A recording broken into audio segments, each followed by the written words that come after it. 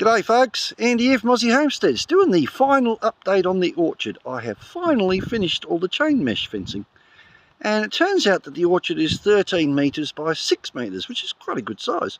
I did take a little diversion and I did end up making the hot tub, which will be featured in another video.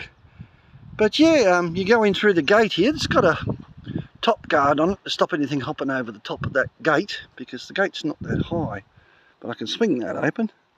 And I can open the gate, and that's how you enter the orchard.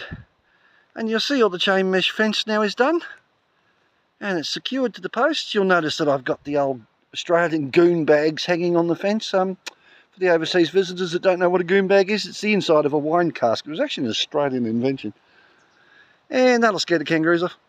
But now I've put all my bottom poles in, lashed them down, wired it all to the top, and I think it looks pretty good. It's got to chop the tops of the posts off now at an angle, and it goes all the way up to the top, all the way back up to there, all the way down to there, and you'll notice that the temporary fencing is now sitting there because I've taken it all down, and there's all the trees.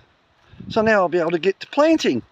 So it went down from that tree. I was going to go to that tree there, but it sort of chucked the line out, so I ended up just doing a shortcut, actually attaching it to the shed and then putting a corner post in with strainers, and I think it's come up pretty well. That should keep those rascally kangaroos out, otherwise they'll think this is a damn snack bar and they want to get in there and eat everything. I think I'll come back here and I'll give you a shot, and that's pretty much it. Chop the tops of the posts off at an angle.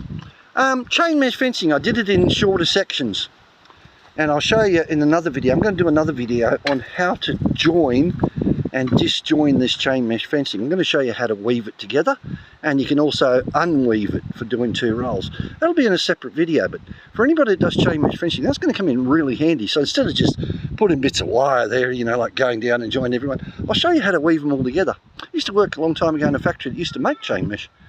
Made millions and millions of miles of it.